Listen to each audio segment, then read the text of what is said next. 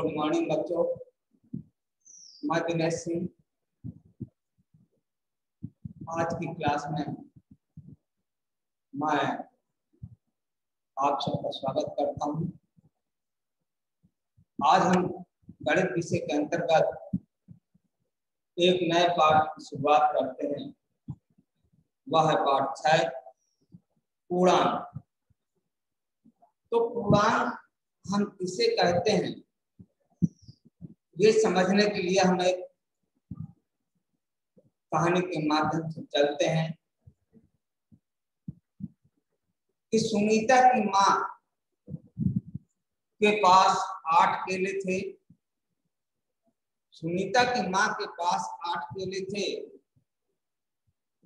सुनीता को अपने मित्रों के साथ एक पिकनिक पर जाना था। वह अपने साथ 10 केले ले जाना चाहती थी। क्या उसकी माँ उसे 10 केले दे सकती है? उसके पास पर्याप्त केले नहीं थे, इसलिए वह अपने पड़ोसन से 2 केले उधार लेकर उन्हें बाद में लौटाने का आश्वासन देती है। इस तरह से वे सुनीता को 10 केले देने के बाद अब उसकी माँ के पास कितने केले बचे? उसके पास कोई भी केला शेष नहीं बचता है, परंतु उसे अपने पड़ोसन को 2 केले वापस देने हैं। इसलिए जब उसके पास कुछ और केले आ जाएंगे तब वह पड़ोसन को 2 केले वापस कर देगी। तो देखिए उसके पास 6 केले और आ जाते हैं, तो वह 2 केले अपने पड़ोसन को वापस कर देती है। तब उसके पास 4 केले बचते हैं। इसी तरह से एक अगली कहानी कि रोनाल्ड एक पेन खरीदने जाता है।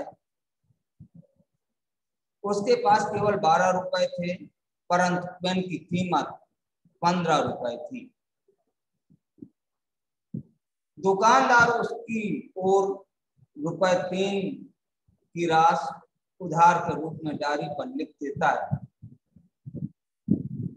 परंतु वह किस प्रकार याद रखेगा कि उसे ₹3 की राशि रोनाल्ड को देना है या उससे लेना है? क्या उस पर वह कोई चिन्ह अंकित करेगा या वह किसी रंग से उसे अंकित करेगा? रुचिरा और सलमा एक संख्या पट्टी पर एक समान अंतराल पर 0 से 25 तक अंकित करती हैं। इस तरह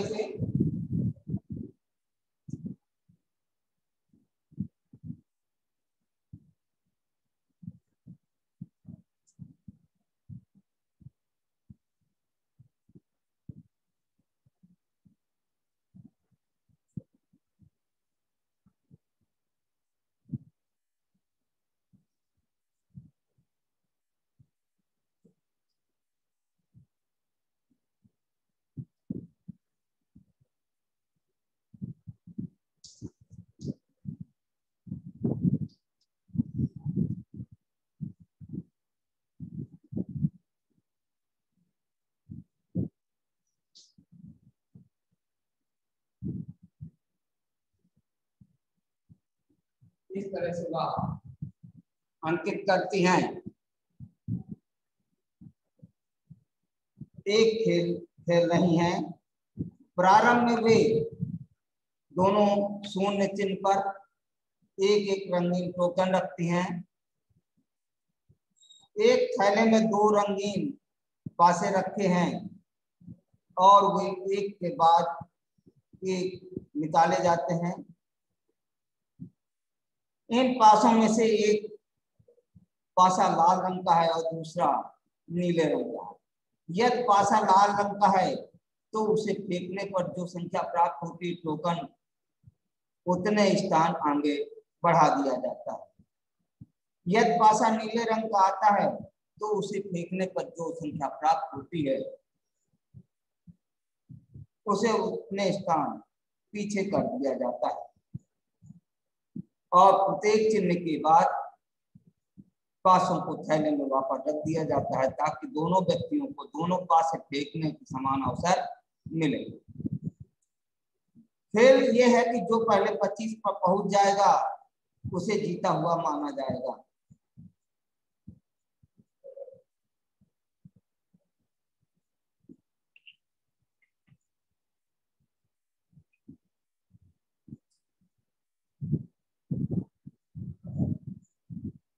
तो एक को एक हमारी करार है।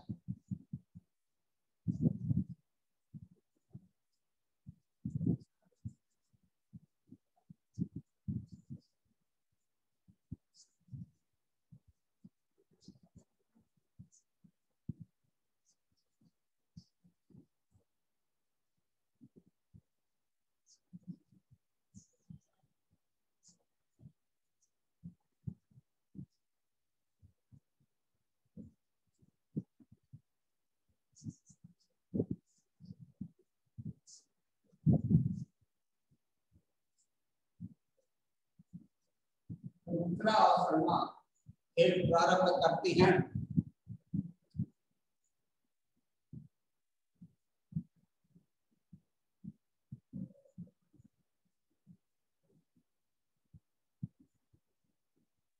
रुचिरा लाल पासा प्राप्त करती है और उसे फेंकने पर 4 प्राप्त होता है।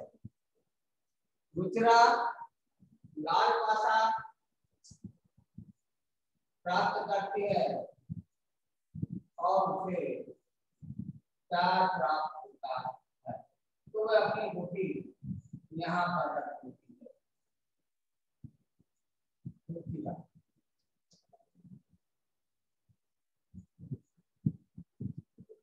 और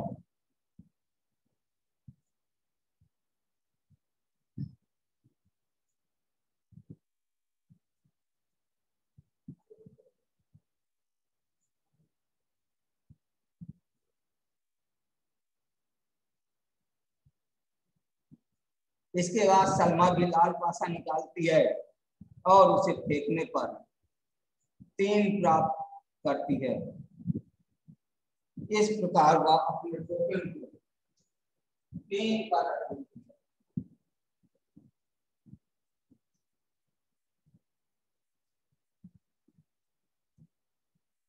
फिर रुचिरा की बारी आती है।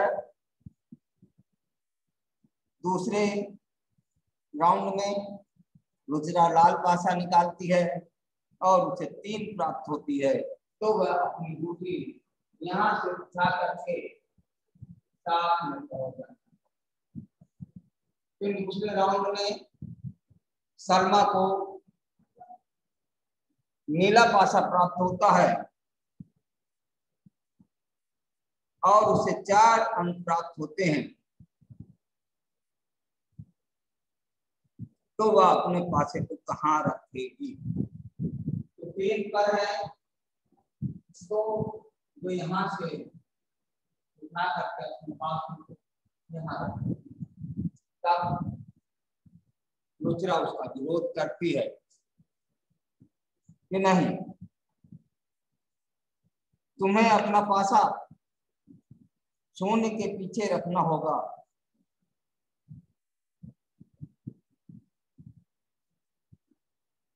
सलमा इससे सहमत हो जाती है परंतु शून्य के पीछे कुछ भी नहीं है, वे क्या करें।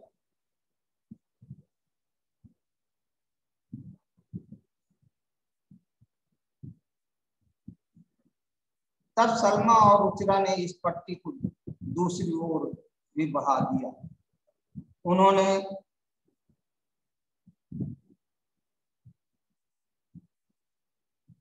एक नीली पट्टी का प्रयोग करते हुए उसे इस ओर भी बढ़ा दिया। तब सलमा अपने गोदी को यहाँ एक बार रख देती है।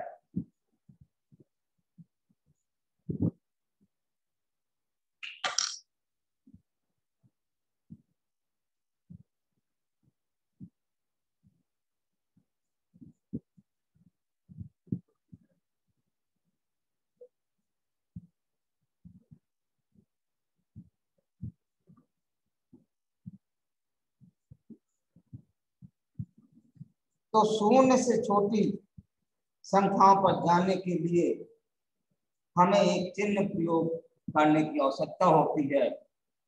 इसके लिए उस चिन्ह के आगे ऋण चिन्ह का प्रयोग करते हैं, जिससे यह ऋणात्मक संख्याएं या निगेटिव संख्याएं प्राप्त होती हैं। शून्य के पीछे जाने के लिए हम चिन्ह का प्रयोग करते हैं जो ऋणात्मक संख्याएं कहलाती हैं। हम इसके पूर्व में ये पढ़ चुके हैं कि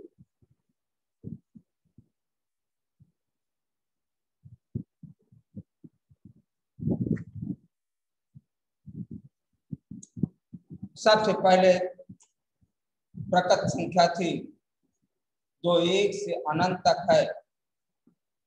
उसके बाद जब हम उसमें शून्य को शामिल कर लेते हैं तो वह हमारी पूर्ण संख्या बन जाती है।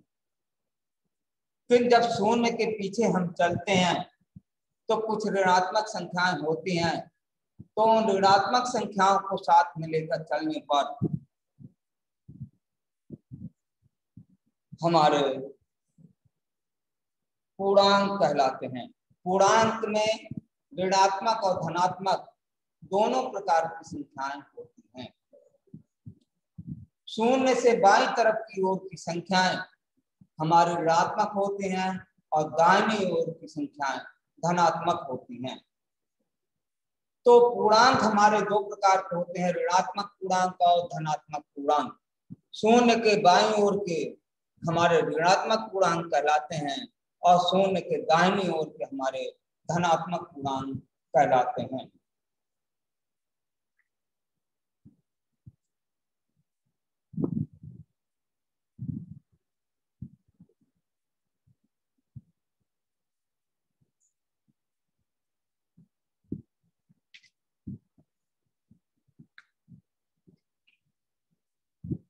तो देखिए आगे कौन कहाँ है।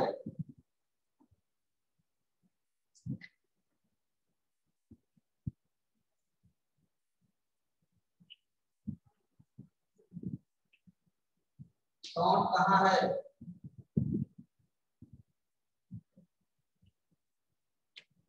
शून्य के बाईं ओर 8 कदम, शून्य के बाईं ओर 8 कदम। तो शून्य के बाईं ओर 8 कदम होने पर इसे हम -8 निकालेंगे।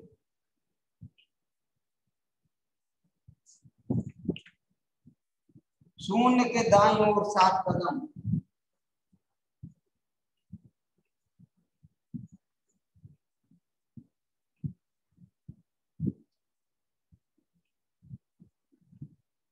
इसे हम प्लस के साथ दिखाएंगे।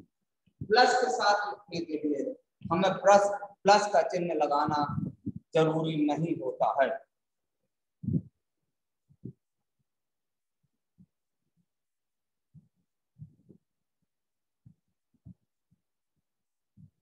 शून्य के दाईं ओर 11 कदम,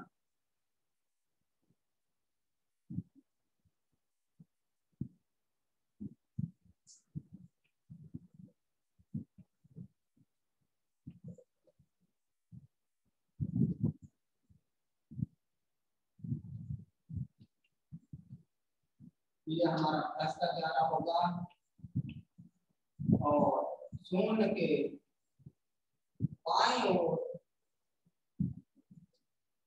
6 कदम, ये हमारा जब बाईं ओर होगा तो माइनस होगा।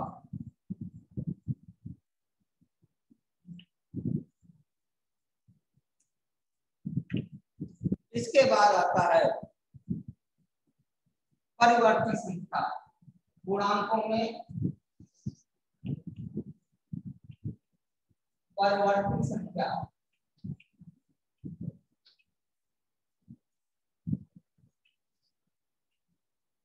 परिवर्ती संख्या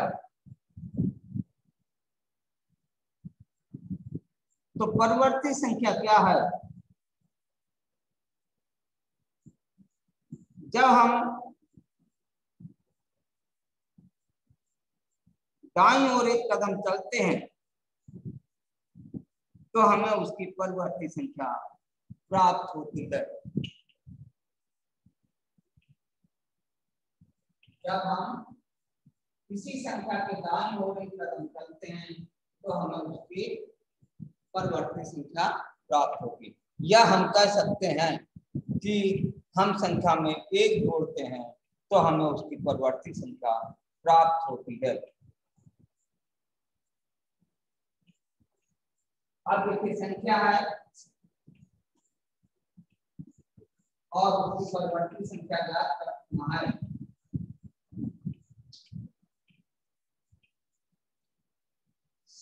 तो देखिए हम कैसे ज्ञात करेंगे।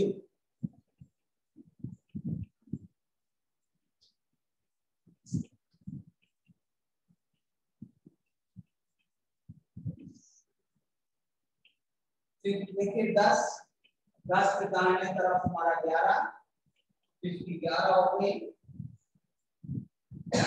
8 के दाहिने तरफ 9, 5 फिर दाहिनी तरफ हमारी 4 होगी। या हम कहें कि जोड़ दें तो 5 में जब हम शामिल करेंगे तो हमारा माइनस का 4 आएगा। 3 का 2 0 का 1। इस तरह से हम परिवर्ती संख्या ज्ञात कर सकते हैं। इसी तरह से पूर्ववर्ती संख्या है।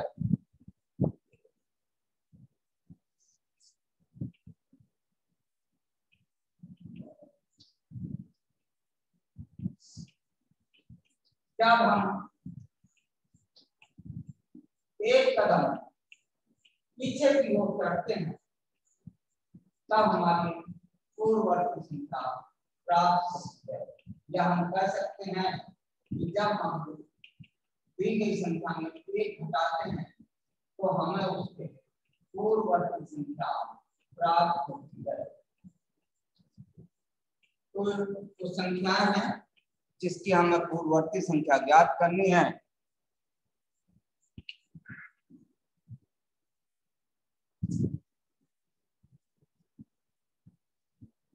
क्योंकि पूर्ववर्ती जब हम बाईं ओर एक कदम चलेंगे तो 10 के पूर्ववर्ती 9, 8 के पूर्ववर्ती 7, 5 के पूर्ववर्ती 4, 3 के पूर्ववर्ती 2, इसी तरह शून्य की परिवर्ती -1 होगी। इस तरह से हम पूर्ववर्ती और परवर्ती संख्या को समझ सकते हैं।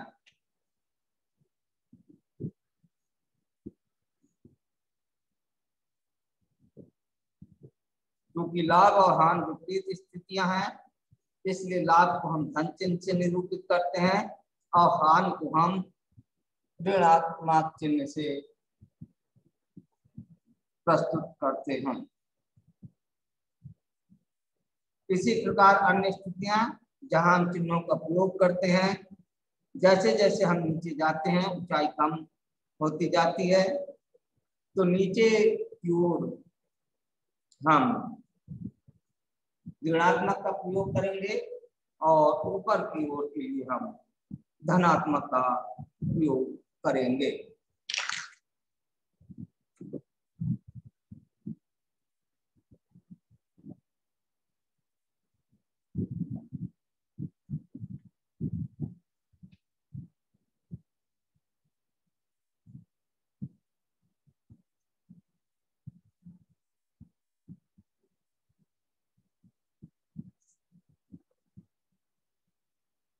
इसके बाद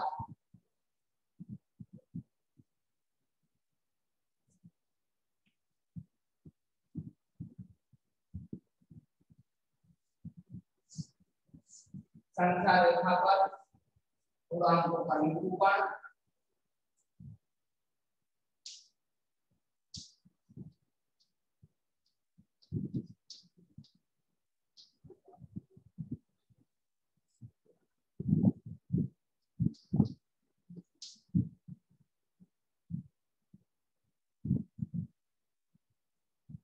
हम कैसे करते हैं याद रखें।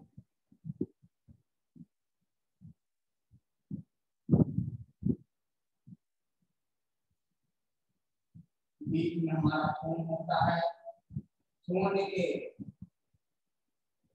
हम दाहिनी ओर धनात्मक पूर्णांकों को दिखाते हैं और बाईं ओर हम ऋणात्मक पूर्णांकों को दिखाते हैं।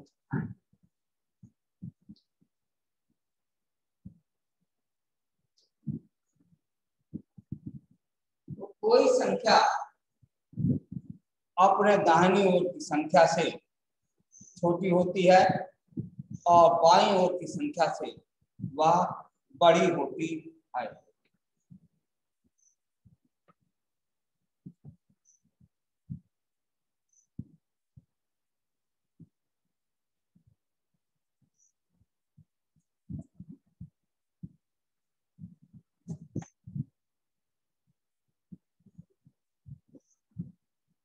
इसी के साथ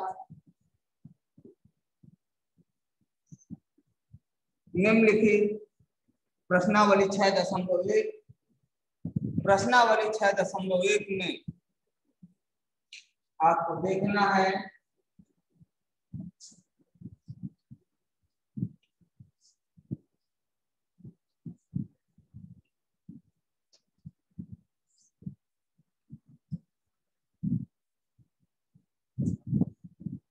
निम्नलिखित के विपरीत लिखिए। भार में वृद्धि,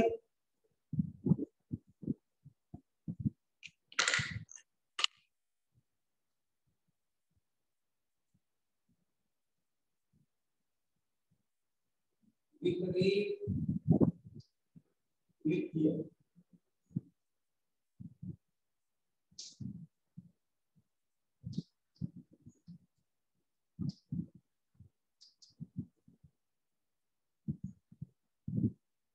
तो इसका विपरीत हो जाएगा भार में कमी।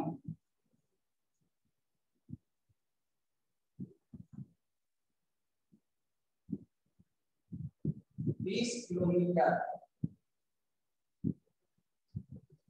उत्तर दिशा, 20 किलोमीटर दक्षिण दिशा। इसका विपरीत है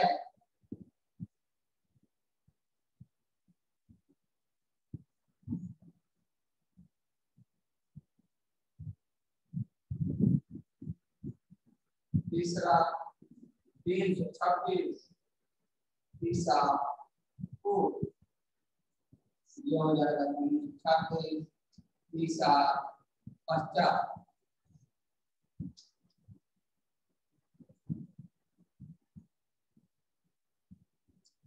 ये है 700 रुपया ये हो जाएगा 700 रुपया काला।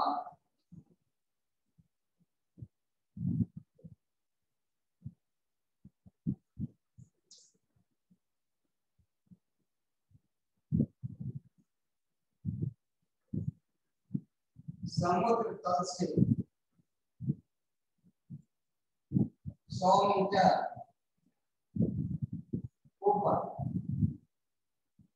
इसका विपरीत हो जाएगा समुद्र तल से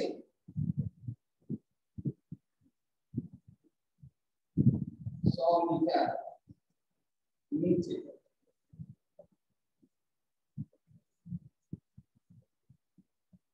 दूसरा है निम्नलिखित में प्रयुक्त हुई संख्याओं को उचित चिन्ह लगाकर पूर्णांकों के रूप में लिखिए। एक हवाई जहाज भूमि से 2000 मीटर की ऊंचाई पर उड़ रहा है। भूमि से 2000 मीटर की ऊंचाई पर उड़ रहा है, तो ये हो जाएगा एक हवाई जहाज भूमि से 2000 मीटर की ऊंचाई पर उड़ रहा है।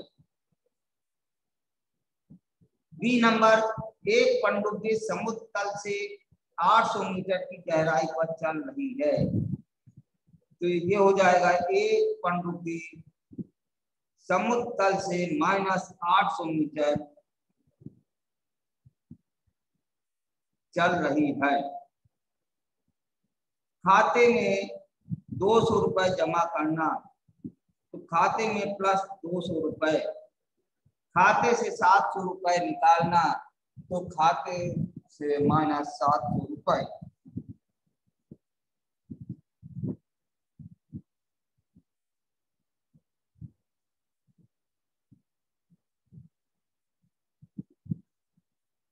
इसके बाद है कि संख्या रेखा पर दिखाओ।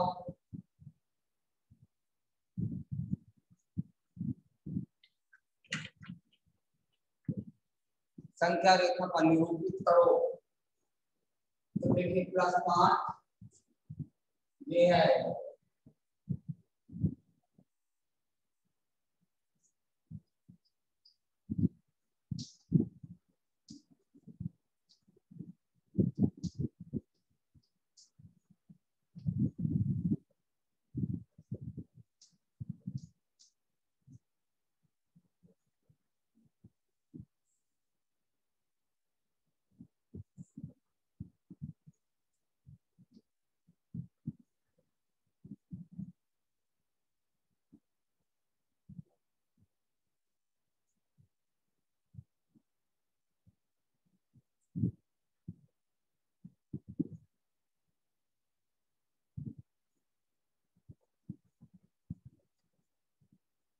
+5 को निरूपित करना है।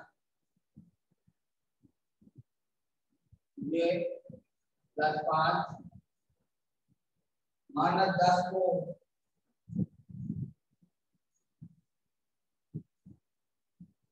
-10 +8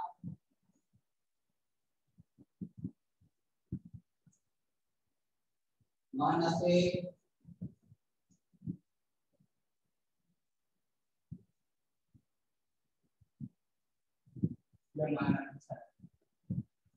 इस तरह से इसे हम संख्या रेखा पर निरूपित कर सकते हैं।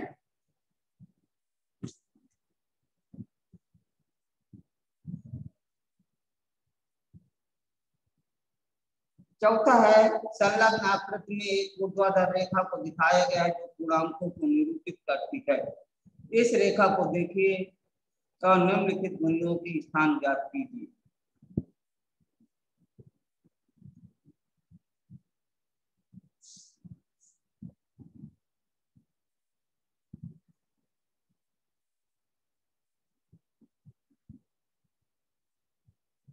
तो देखिए धन 8 पर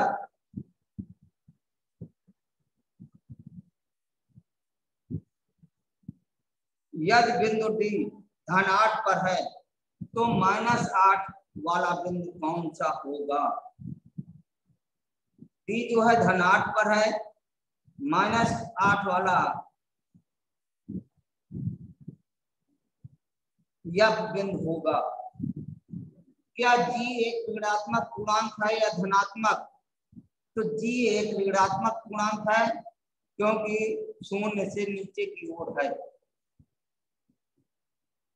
बिंदु बी और ई के संगत पूर्णांक लिखिए।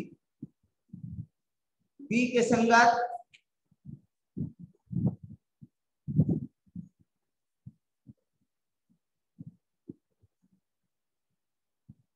बी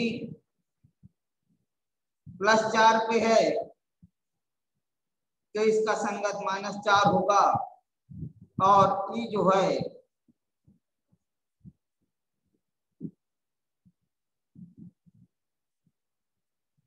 -10 पर है तो इसका संगत +10 होगा।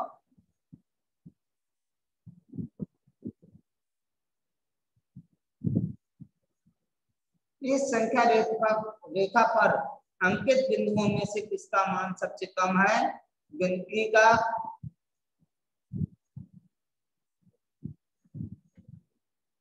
इसके बाद 5वां है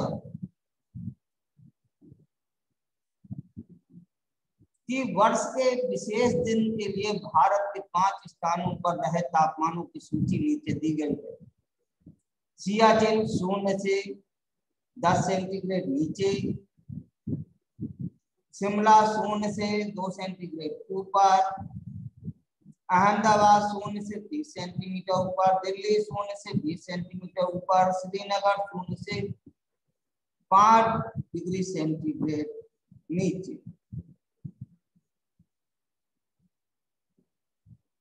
तो इसे हमें इस संख्या रेखा पर दिखाना है कि कहां पर ये शहर है।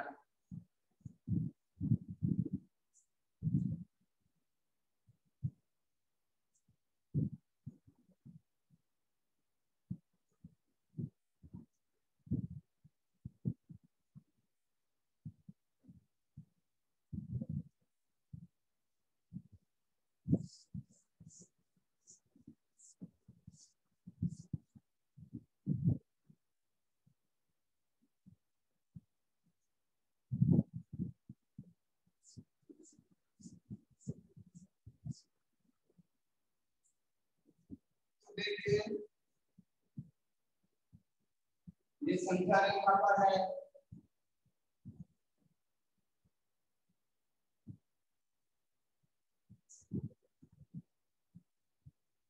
शून्य 5 10 15 20 25 30 35 40 इधर हमारा -8 -10 -15 -20 -25 ये। तो सियाचिन कह रहा है 0 डिग्री सेंटीग्रेड से 10 सेंटीग्रेड नीचे, तो यहाँ हमारा सियाचिन है। शिमला 0 से 2 सेंटीग्रेड ऊपर,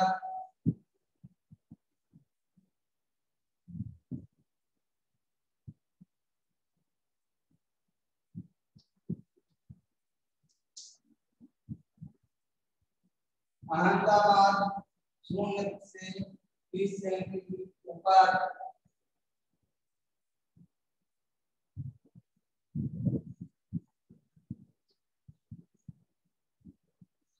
दिल्ली 0 से 20 सेंटीग्रेड ऊपर, और श्रीनगर 0 से 5 सेंटीग्रेड नीचे।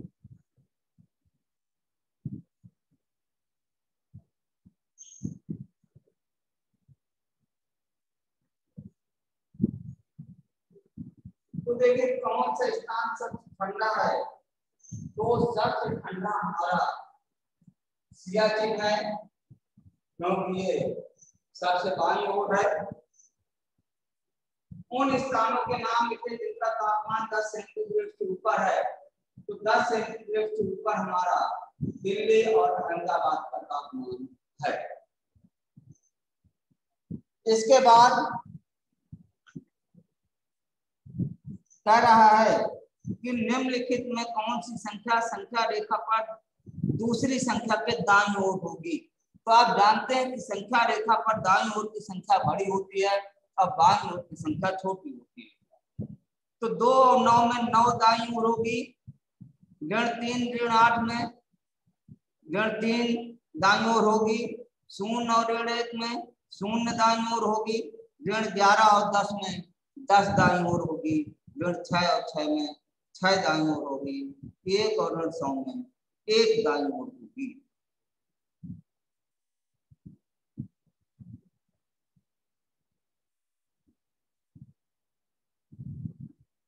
नीचे दिए हुए युग्मों के पूर्णांकों के बीच के सभी पूर्णांक लिखिए।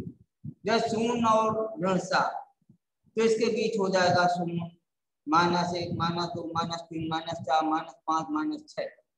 ऋण 4 और 4 के बीच तो ऋण 3, ऋण 2, ऋण 1, 0, 1, 2, 3। इस तरह से आप उनके बीच के पूर्णांक लिख सकते हैं। ऋण 20 से बड़े 4 ऋणात्मक पूर्णांक लिखिए। तो ऋण 20 से बड़े तो माने इसके दाहिनी ओर ऋण 19, ऋण 18 से लेकर ऋण 1 तक ये कोई भी आप 4 लिख सकते हैं। ऋण 10 से छोटे 4 ऋणात्मक पूर्णांक तो ऋण 10 के बाईं ओर जो भी है ऋण 11 से लेकर के उन्हें लिखा जा सकता है।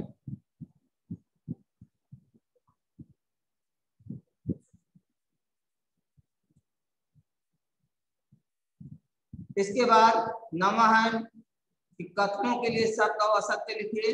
यदि कथन असत्य है तो सत्य बनाइए। संख्या रेखा पर ऋण 8 ऋण 10 के दाईं ओर स्थित है। ऋण 8 ऋण 10 के दाईं ओर स्थित है, ये सत्य है। संख्या रेखा पर ऋण 100 ऋण 50 के बाईं ओर स्थित है, किंतु इसमें लिखा है दाईं ओर स्थित है, ये कथन असत्य है। इसे सत्य करने के लिए आपको लिखना पड़ेगा संख्या रेखा पर ऋण 100 ऋण 50 के बाईं ओर स्थित है। सबसे छोटा ऋणात्मक पूर्णांक ऋण 1 है।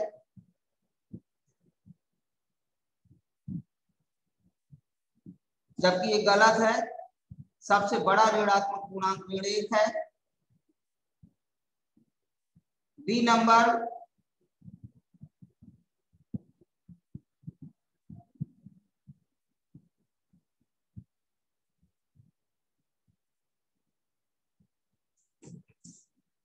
ऋण 26 पूर्णांक ऋण 25 से बड़ा है तो नहीं, ऋण 26 पूर्णांक ऋण 25 से छोटा है। इसके बाद 10वां है कि एक संख्या रेखा खींचिए और निम्नलिखित प्रश्नों के उत्तर दीजिए। यदि हम ऋण 2 के दाईं ओर 4 कदम चलें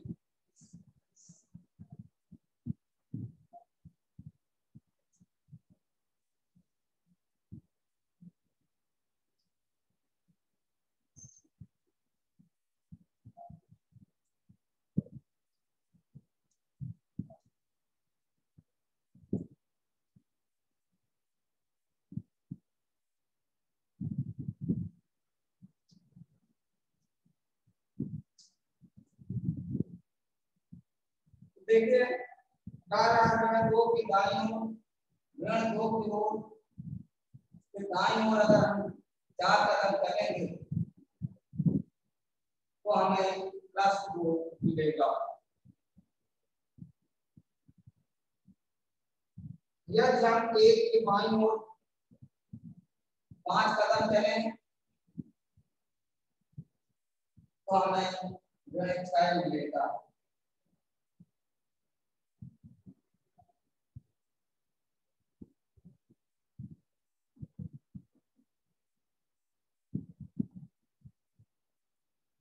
यदि हम संख्या रेखा पर ऋण 8 पर हैं तो ऋण 13 पर पहुंचने के लिए हमें किस दिशा में चलना पड़ेगा। ऋण 8 पर हैं और हमें ऋण 13 पर पहुंचना है तो हमें संख्या रेखा पर बाईं ओर चलना पड़ेगा।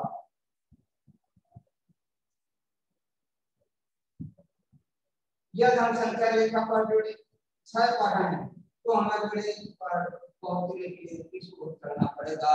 तो हमें ऋण 6 पर है और ऋण 1 पर पहुंचने के लिए हमें संख्या रेखा पर दाईं ओर चलना पड़ेगा। इसी के साथ ये प्रश्नावली हमारी समाप्त होती है। आज हम यहीं तक पढ़ेंगे, शेष हम अगले दिन पढ़ेंगे। धन्यवाद सर। नमस्ते। नमस्ते।